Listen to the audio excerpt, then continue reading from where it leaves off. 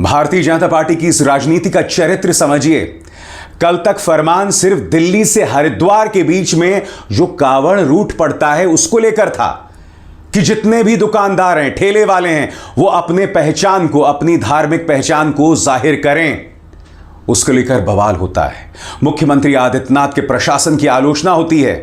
Party के अंदर मुख्तार अब्बास नकवी जैसे लोग भी सामने उभर कर आते हैं। प्रधानमंत्री पर सवाल किया जाता है कि कहां गया आपका सबका साथ सबका विकास। मगर आज मानो ठेंगा दिखाने के लिए मुख्यमंत्री आदित्यनाथ एक नया फरमान जारी करते हैं और ये कहते हैं अब ये पूरे प्रदेश पर लागू होगा, क्योंकि मुख्यमंत्री आदित्यनाथ जानते हैं कि आने वाले हैं 10 सीटों पर उपचुनाव और बगैर हिंदू मुस्लिम किए, बगैर लोगों में बंटवारा पैदा किए बीजेपी कैसे जीत सकती है। इसीलिए ठेंगा दिखाते हुए एक और फरमान जारी किया जाता है और इस बार यह फरमान पूरे प्रदेश के लिए। प्रधानमंत्री आप कब तक खामोश रहेंगे? आपका जो सबका साथ, सबका विकास, सबका विश्वास, उसकी रोज तिलांजलि दी जा रही है।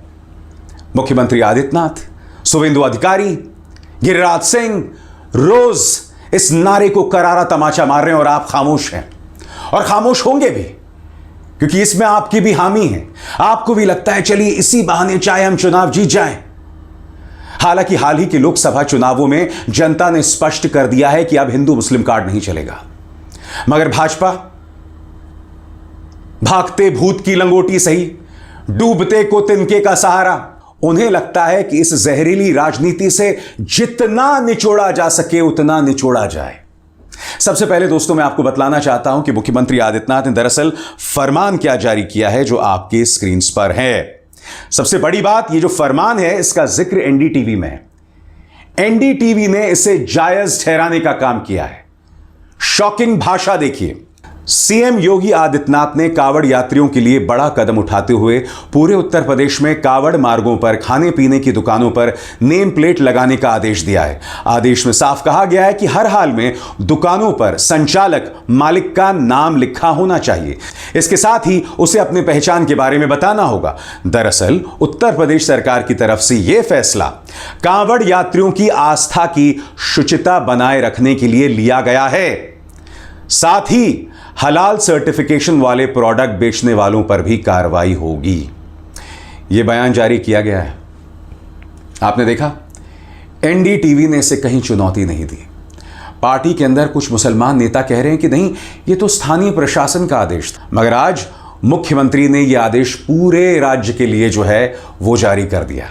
मैं आपको बतलाना चाहता हूं, भाजपा के जो गिने चुने मुस्लिम नेता हैं उनमें से एक मुख्तार अब्बास नकवी है। उनका बयान आपके स्क्रीन पर। वो कहते हैं कुछ अति उत्साही अधिकारियों के आदेश हड़बड़ी में गड़बड़ी वाली अस्पृश्यता की बीमारी को बढ़ावा दे सकते हैं। आस्था का सम्मान होना ही चाहिए, पर अस्पृश्यता का संरक्षण नहीं होना चाहिए। जन्म जात मत पूछिए, का जात अरुपात, रैदास पूत सब प्रभु के, कोई नहीं जात कुजात। कितनी खूबसूरत बात यहां पर मुख्तार अब्बास नकवी कह रहे हैं। मगर उनके इस बयान के देने के बाद पूरा जो ट्रोल तंत्र है उनके खिलाफ जो है वो चढ़ गया। फिर वो इस तस्वीर को पेश करते हैं और ट्रोलर्स से कहते हैं जो उन पर निशाना साध रहे होते हैं कि मैं खुद कांवड़ यात्रा के साथ चल चुका हूं, मुझे ज्ञान मत दीजिए। ये बात उन्होंने कहा।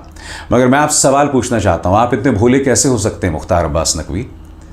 प्रधानमंत्री ने ही तो कहा था कि मुसलमान घुसपैठिए हैं, तब आपका खून क्यों नहीं खौला? और सबसे बड़ी बात, कहां है वो पापा की परी जो प्रधानमंत्री से कहती थी आप कौन सा टॉनिक पीते हैं?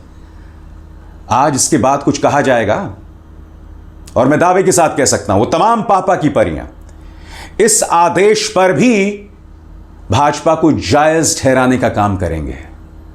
कब तक ये खेला चलता रहेगा?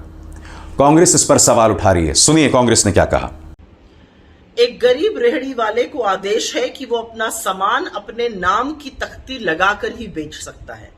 ऐसा इसलिए किया जा रहा है जिससे कावड़िया किसी मुसलमान फल वाले से फल खरीद के ना खा ले या किसी मुसलमान के ढाबे या होटल पर खाना ना खा ले।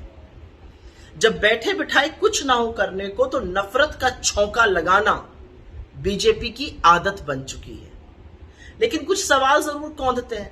भगवान ना करे जरूरत पड़ जाए और सामने एक ही डॉक्टर हो और वो मुसलमान हो तो क्या आप इलाज नहीं कराइएगा?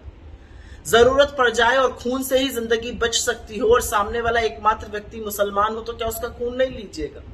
अगर इन रेडियो पर बबलू, मुन्ना, गुड्डू लिखा रहेगा तो क्या कीजिएगा? उनसे सामान खरीदिएगा या नहीं खरीदिएगा? असलियत यह है, और ये कितनी बड़ी विडंबना है, कि ये उन कांवड़ियों के साथ किया जा रहा है जो भगवान शिव पर अर्पित होने वाले जल को चढ़ाने और लेने जा रहे हैं। ये जो धर्म के नए नए स्वयंभू ठेकेदार बने हैं, ये ढोंगी, ये तो ना हमारे धर्म को समझते हैं ना भगवान शिव की विराटता को। क्योंकि मेरे महादेव, मेरे भगवान शिव किसी भी गरीब की पेट पर लात पड़ने से बिल्कुल प्रसन्न नहीं होंगे। असलियत यह है कि ये वो डरपोक सरकारें और प्रशासन ऐसी कार्रवाई करते हैं जो अपनी विफलताओं को इनके पीछे छुपाना चाहते हैं। मुसलमान के इकोनॉमिक बॉयकॉट की असलियत को समझिए, उनके बहिष्कार की असलियत को समझिए, उस साजिश को समझिए, क्योंकि ये वही जाहिल हैं जो अयोध्या हारने के बाद सबसे पहले हिंदुओं के बहिष्कार की बात करने लगते हैं। अरे कितनी नफरत फैलाइएगा, कभी तो जोड़ने की बात करिए। इस देश ने इतना बड़ा संदेश दिया, अभी तक कुछ समझ में नहीं आया। चलिए आएगा समझ में, क्योंकि मेरा देश मोहब्बत का देश है, मेरा देश जोड़ने वाला देश है। नफरत का बाजार मत लगाइए, क्योंकि सेब अब्दुल बेचे या अनिल बेचे उससे फर्क नहीं पड़ता है, सेब मीठा होना चाहिए। और कितना भी नफरत का बाजार लगाइए, जीत तो मोहब्बत की ही होगी। हर हर महादेव। मुझे मुख्तार अब्बास नकवी पर तो हंसी आ ही रही है, मुझे जो सहयोगी दल हैं उन पर भी हंसी आती है। जनता दल यूनाइटेड के प्रवक्ता केसी त्यागी, उनका बयान आपके स्क्रीन्स पर, वो कह रहे हैं कि ये जो आदेश है वो एनडीए की सोच के खिलाफ है। क्या भाजपा को आपकी परवाह है? आप कब तक इस तरह से नतमस्तक होते रहिएगा? केसी त्यागी का बयान। इससे बड़ी कांवड़ यात्रा बिहार में निकलती है, वहां इस तरह का कोई आदेश नहीं है। प्रधानमंत्री मोदी की जो व्याख्या भारतीय समाज एनडीए के बारे में है, सबका साथ, सबका विकास, सबका विश्वास, यह प्रतिबंध इस नियम के विरुद्ध है। इस पर पुनर्विचार हो तो अच्छा हो। मैं आपको याद दिलाना चाहूंगा, मिस्टर केसी त्यागी, आप ही के पड़ोसी में बिहार की पृष्ठभूमि के नेता हैं जिनका नाम है गिरिराज सिंह। इनका जो ताजा बयान है आपको पता है कि नहीं? 5 जनवरी में छपा है। बयान कुछ इस तरह से है, मुसलमानों को यहां रहने दिया गया, यह सबसे बड़ी गलती हुई। जब देश का विभाजन धर्म के आधार पर हुआ था, फिर मुसलमानों को यहां क्यों रहने दिया गया? अगर उन्हें यानी मुसलमानों को यहां रहने ना दिया गया होता तो आज ये नौबत नहीं आती। ये केंद्रीय मंत्री के बयानात हैं। इन लोगों को ना संविधान की परवाह है, इन लोगों को ना धर्म की परवाह है, इन लोगों को धर्म को भी सिर्फ बदनाम करना है। प्रधानमंत्री बार बार यह नारा देते हैं, सबका साथ सबका विकास। क्या फायदा इस नारे का जो आपने अभी अभी सुना, सबका साथ सबका विकास? उनके अपने नेता शुवेंदु अधिकारी कह रहे हैं कि जो मेरे साथ मैं उनके साथ। बेकार है ये नारा, सबका साथ सबका विकास। यह बात अलग है कि बाद में पलट भी गए। सुनिए शुवेंदु अधिकारी ने किस तरह से इस नारे की धज्जियां उड़ाई थी। जो हमारे साथ, हम उनका साथ। जो हमारे साथ, जो हमारे साथ, जो हमारे साथ, हम उनका साथ। सबका साथ सबका विकास बंद करो। नो नीड संख्यालघु मोर्चा। भालो तकोन, जय श्री राम। सबसे बड़ी बात, कहां हैं अदालतें? क्या कर रही है Allahabad high court? Supreme court इस मुद्दे में स्वतः संज्ञान क्यों नहीं लेता? यहां पर तो संविधान की धज्जियां उड़ाई जा रही हैं ना। और ये वो मुख्यमंत्री हैं जो पहले कह चुके हैं कि ये जो चुनाव है 80% बनाम 20% है। और आप जानते हैं 20% कौन है? मैं फिर आपसे पूछना चाहता हूं, कांवड़ यात्रा में अगर आपको ये पता चल जाएगा कि कोई फल बेचने वाला मुसलमान है, तो क्या आप उससे फल नहीं खरीदिएगा?